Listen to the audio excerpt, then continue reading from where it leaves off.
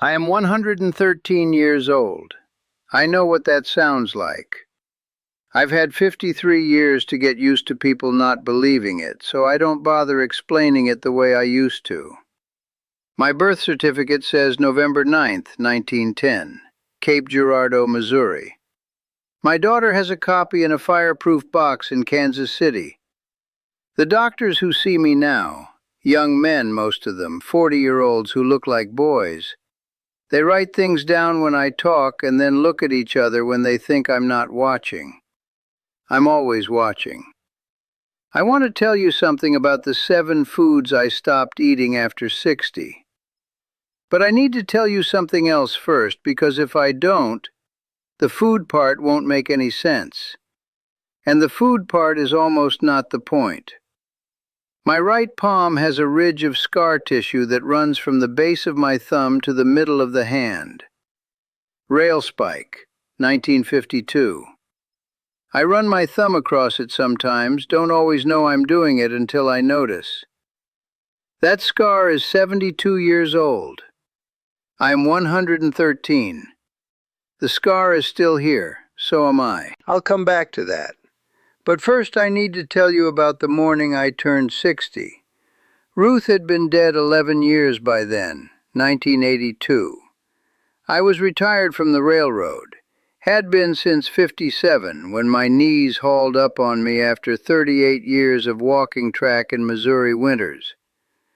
I was living alone in the house on Themis Street that we'd bought in 1941 for $3,200. Everything in it was still where Ruth had put it.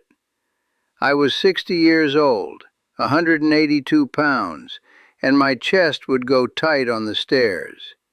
Not sharp, just a pressure, like something sitting on the top step waiting for me. The doctor that year was a man named Calloway. Good doctor. Didn't talk more than he had to, which I respected. He looked at my numbers and said, "Vernon, your body has been patient with you. Don't push it." I asked him what that meant specifically. He gave me a list of 7 things. Now here is what I want to say plainly, because I've had 53 years to think about it. The list was right. Every item on it was correct. But Calloway didn't know why the list was right, and neither did I, not then. We both thought we were talking about food. We weren't. I should tell you what I was like before 60, before the list. I worked the Missouri Pacific from 1929 to 1957. Track maintenance, not the glamour end of railroading if there is one. You walked your section of line every day and you found what was wrong and you fixed it before a train found it first.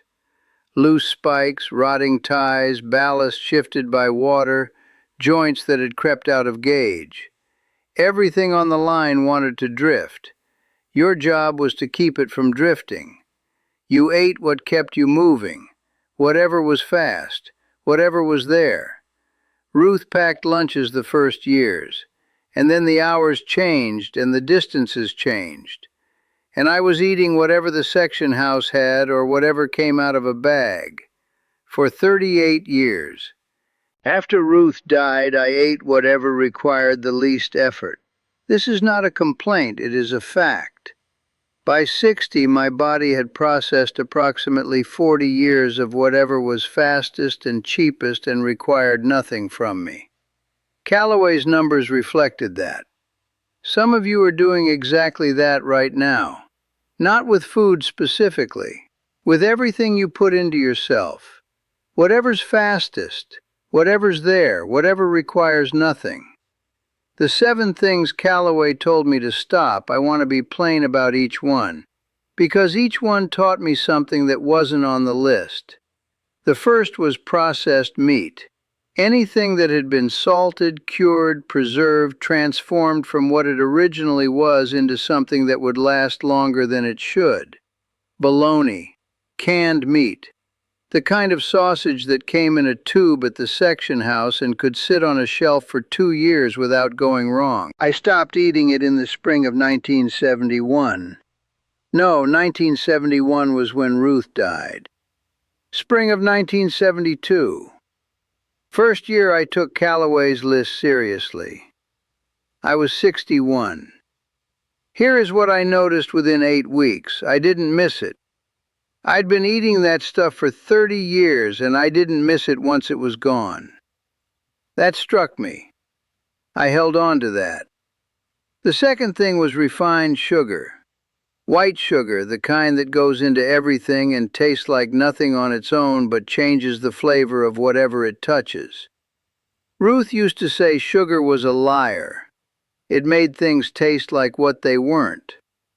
I'm not sure I'm remembering the exact words she used, but I remember that she said something like it, and it landed different at 61 than it would have at 31. I'll come back to sugar. But first you need to understand what I'd already started figuring out, which is that Calloway's list had a principle underneath it that he hadn't named. The third item was white bread. The fourth was fried food, not all of it, but the deep-fried kind, the kind that takes something with its own character and submerges it in hot oil until the character is gone and all you've got is the coating. The journalist who spent a morning with Vernon in the autumn of 2023 noted that he said this without emphasis, the way a man states weather. He was running his left thumb across the scar on his right palm as he spoke, back and forth, not looking at it. The fifth thing was alcohol. I hadn't been a heavy drinker, not like some men on the railroad who were professional-grade drinkers and held it the way some men hold a tool, easy and practiced. I drank socially, mostly, beer after a long day, a glass of something at Christmas. Calloway said my liver was showing early signs of strain and recommended I stop completely. I stopped. December 1972. That's 51 years without a drink. The strange part is that stopping drinking did the same thing that stopping the processed meat did. I didn't miss it. And the not missing it told me something. It told me those things had been filling a space, not nourishing it. There's a difference. A pipe can be full of the wrong thing and still register as full. That's a railroad track way of saying it. But it's the only way I know. The sixth was salt. Added salt, the kind you put on top of what's already been cooked. The reflex reach for the shaker before you've even tasted anything. I'd been doing it my whole life. Ruth used to slide the shaker away from my side of the table and I'd reach past her for it like it was automatic. After she died, nobody moved the shaker. I stopped salting at 63. It took about 6 weeks before food started tasting like what it was again instead of tasting like salt. That surprised me. I hadn't known the salt was covering anything. I thought it was adding.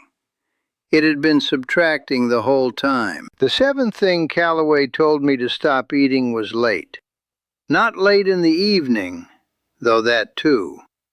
But eating past the point of enough. Continuing because there was still food there, not because the body had asked for more. He called it habitual overconsumption. I called it finishing what's in front of you, which is what you did when you grew up in Cape Girardeau in the 1910s, and food wasn't guaranteed. That one took the longest. 10 years maybe before I stopped mistaking habit for hunger. Now, here's the thing I've had 53 years to understand, and I want to say it plainly because I'm 113 and I don't have patience for the long way around. The 7 foods were not the point. Each thing on Calloway's list had the same characteristic. It cost more than it gave back. Not in money, in what it took from the body to process it, to deal with it, to keep running after it. Processed meat, refined sugar, white bread, fried coating, alcohol, excess salt, more than enough. Every one of them made demands on a system that was already working hard enough. Every one of them was something I'd been taking in because it was available or habitual or required nothing from me in the getting of it. And every one of them was drawing something out in the processing.